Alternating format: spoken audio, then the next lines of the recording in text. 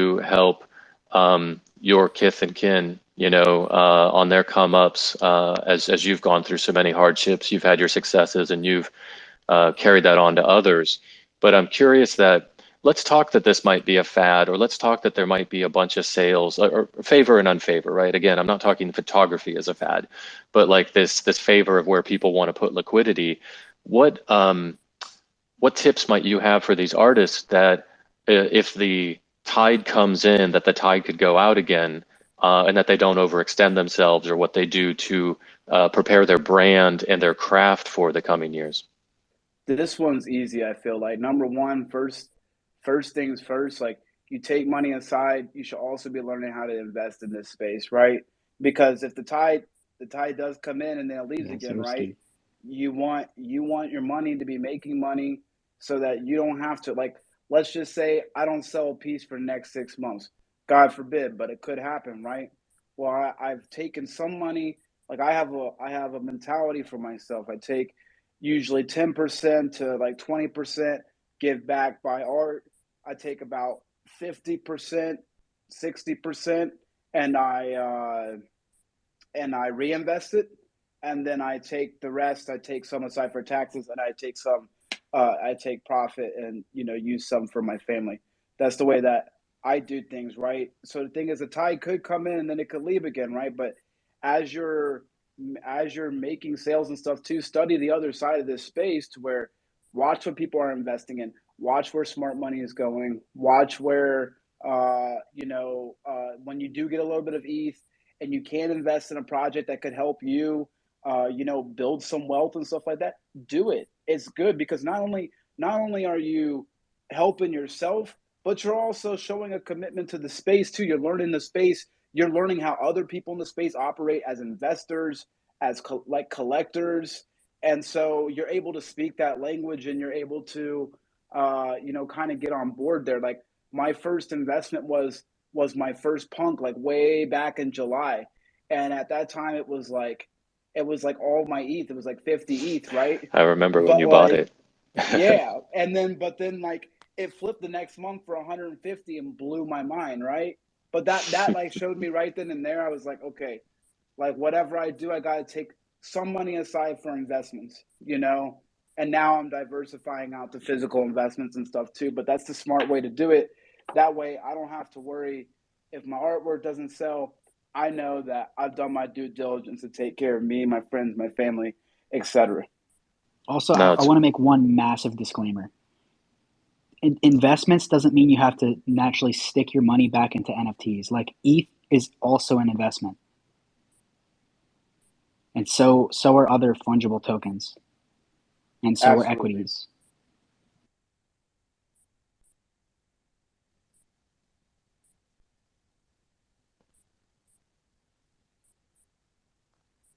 Yo, did you get rugged again? yeah, I've been rugged like 14 times during this call. But let's head to Kat. He's had his hand up.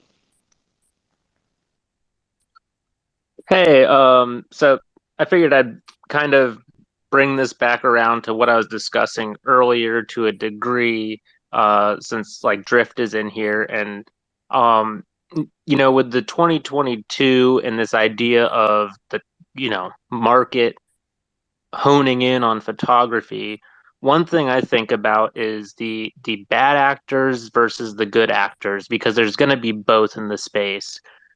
For every large collector that can just buy an unknown photographer and buy half their stuff and then say, look at this guy, he's the best. There's also the people in the space where photography is, their own personal passion. And I was kind of wondering, like, Drift, would you like? I think it'd be awesome if you specifically curated a collection in 2022 of other photographers.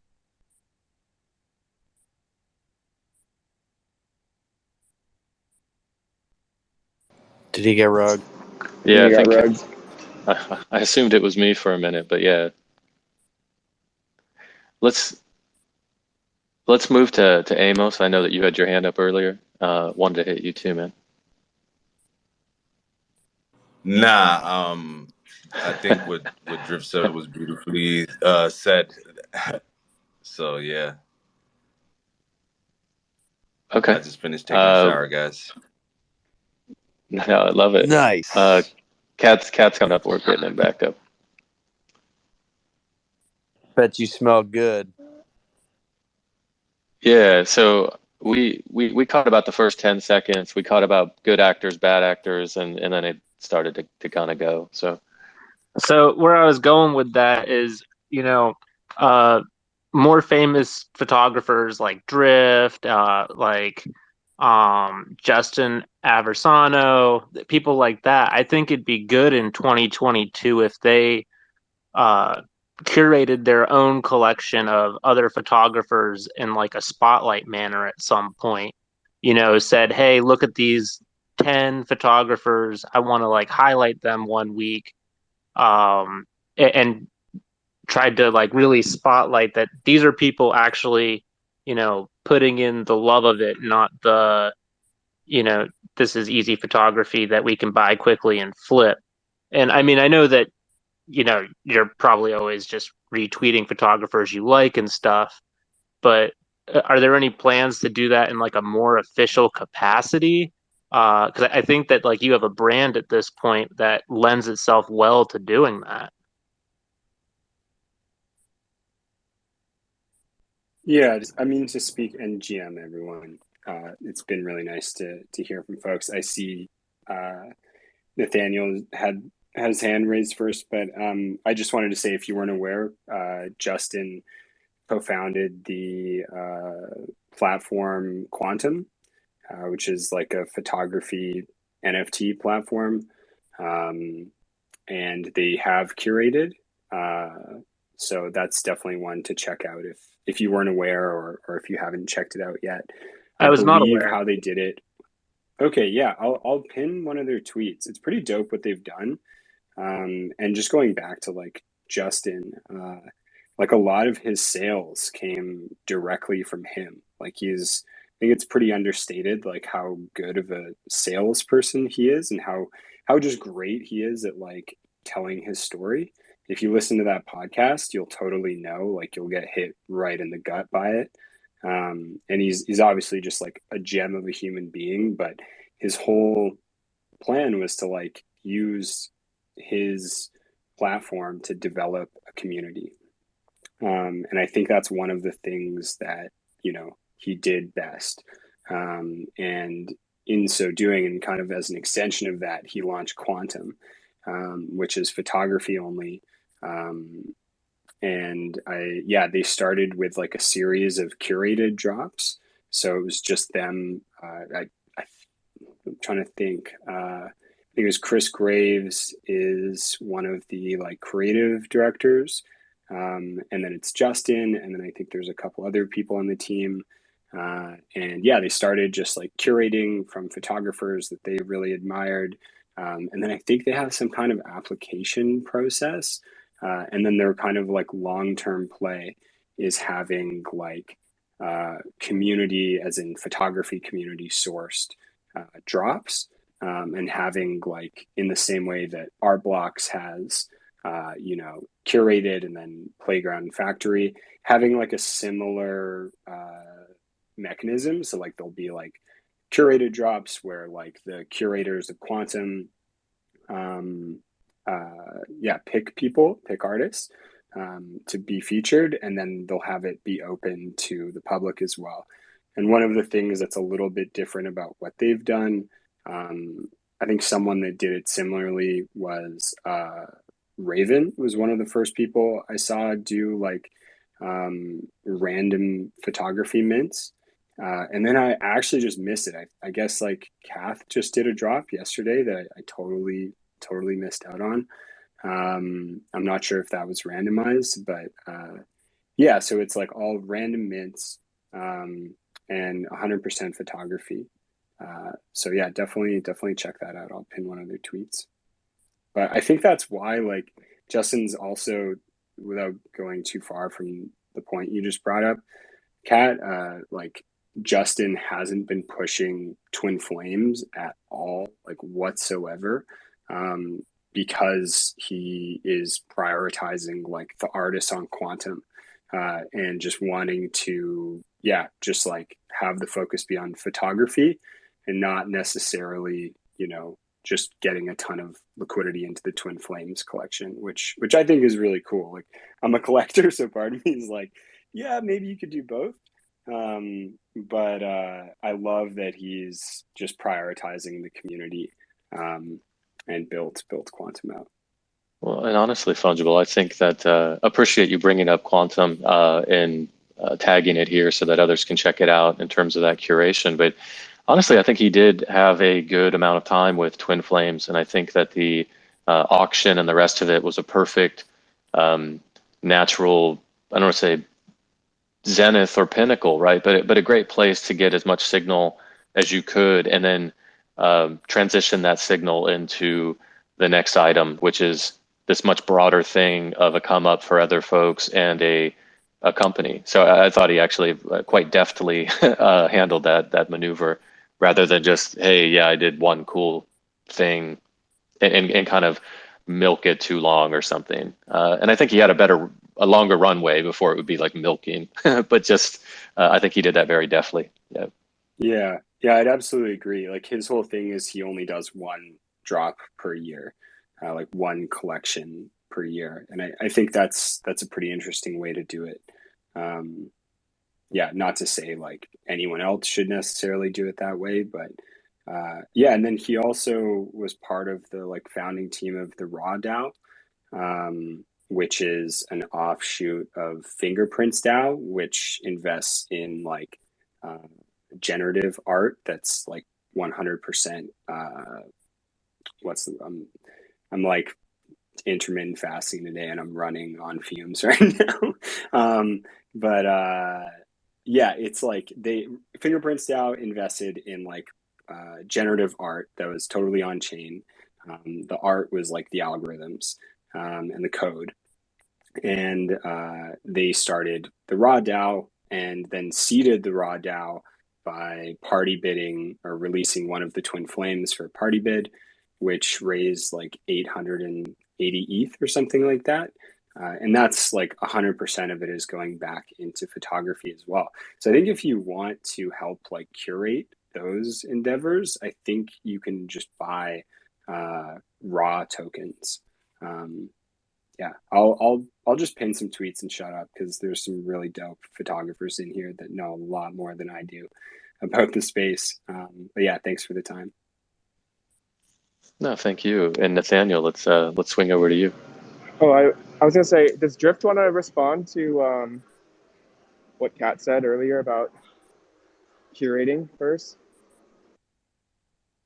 I will say a few things and then I've got to bounce out.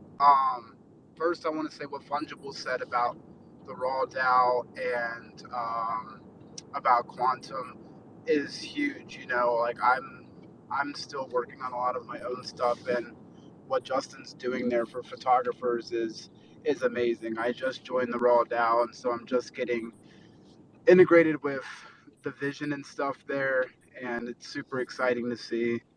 Uh, what we have in store for photography in the upcoming year. So that's going to be amazing. And then obviously what Justin's doing with Quantum is incredible. Um, for me, um, to respond to what was said earlier, um, my focus is a little bit different. Like, I will always support photographers, artists in the space in general. But I'm working on my own project that's going to be built out of where my vans go, and I'm working on a project with I don't even know if she's in here, Swokes, Elise, and we have a project that's going to essentially allow incarcerated individuals to create their own NFTs and start building, like, and then we're going to execute drops for them, build wealth for them and their family while they're incarcerated, money for them to have when they're, obviously, like, on their books, and like for commissary and for when they get out, because stuff like that is very scarce on the inside. And you have tons of amazing artists, like I've seen it firsthand. And if we could Like we're working out the system to get their art and then either render it and sell it. Like we have a lot of ideas that we're working on right now. But a photography based thing is not what I'm doing. And I feel like there's always like there's different ways to give back to the space, and I will always be there for photographers. I will always stand up for us because I love us, but also like I'm responsible for, like building my own vision and what I have planned, and that's always been the goal for where my vans go is to build out of it and start with my own friends that were incarcerated and have already done that, and now move on to other incarcerated individuals and help them um, while they're incarcerated and when they get out, and help them build wealth, and kind of repair their lives and stuff like that. So that's always been my goal. But as for me and supporting photographers, like I think it's just secondhand nature. Like it just will always have to be there. But for me, building like a strictly like using my platform to strictly build like a photography based thing, it's just not my calling. It's just not what I feel led to do. But the fact that those type of things are already being built and I can be part of Raw DAO, which is going to play a big part in that, is huge.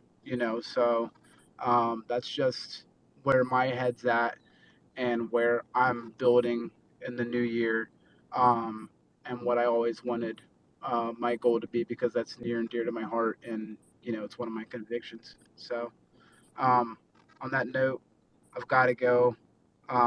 Happy New Year's, everybody! Thank you for letting me speak for even just a few minutes and just having me in here, and just for this entire year. And so I just want to let you guys know how thankful I am for all of you guys, and that I love and I care for you. So happy New Year's, Good man, everybody, Drift. and I Happy New Year. Happy New Year. Yes, well said. Be well. Later, buddy. Later, Jeff. be well, guys. Peace. Nathaniel, you had your hand up. Want to jump over to you real quick and wanted to recognize Bryce. Howdy, howdy. Can you guys hear me all right? Yeah, it's a little muffled, but you're pretty good overall. Sadly.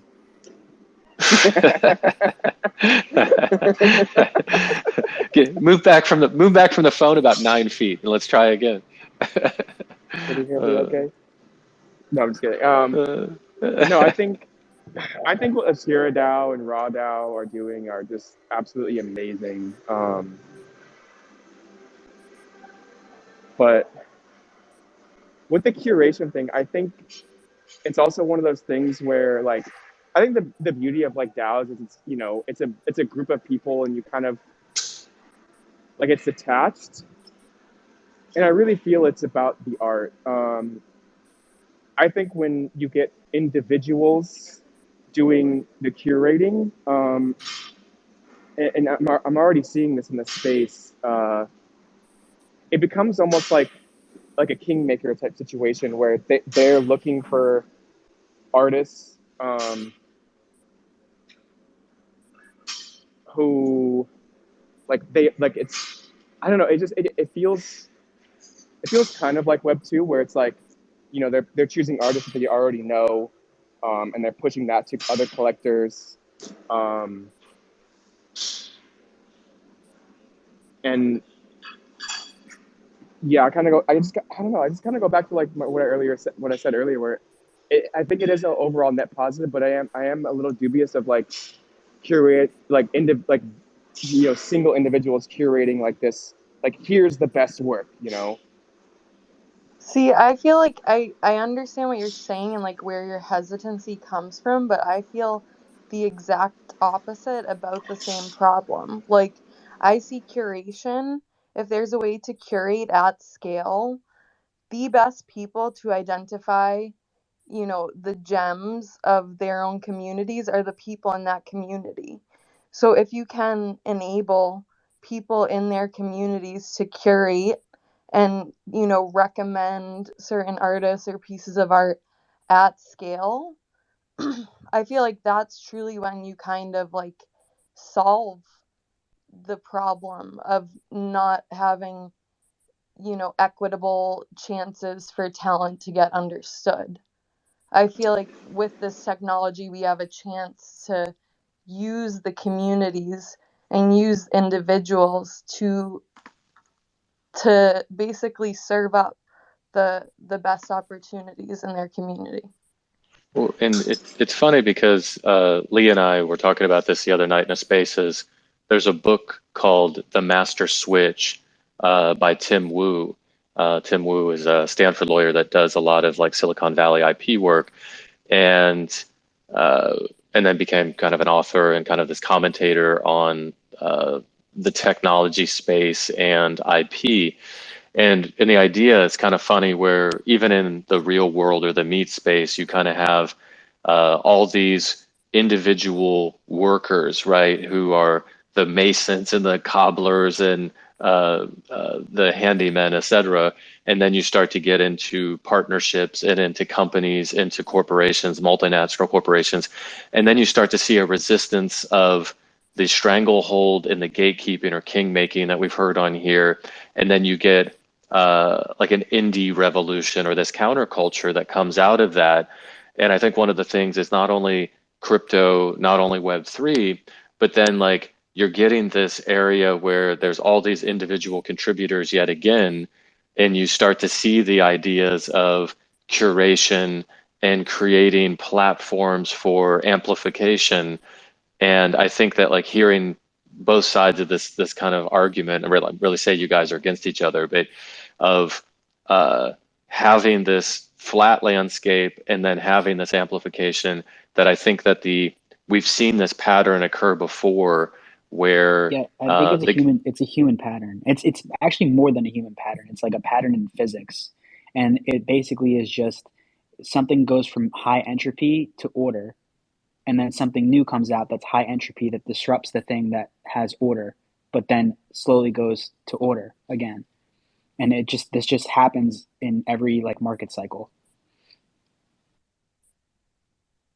yeah, I think that maybe the difference is that like these aren't Delaware corporations, right? These are individuals. And so as these trees grow and it blots out the smaller saplings that are under it, I think that there is a concern of how do you right size the curation without becoming what we uh, maybe, if not despise, but like the things that we don't like about the real world or about Web 2.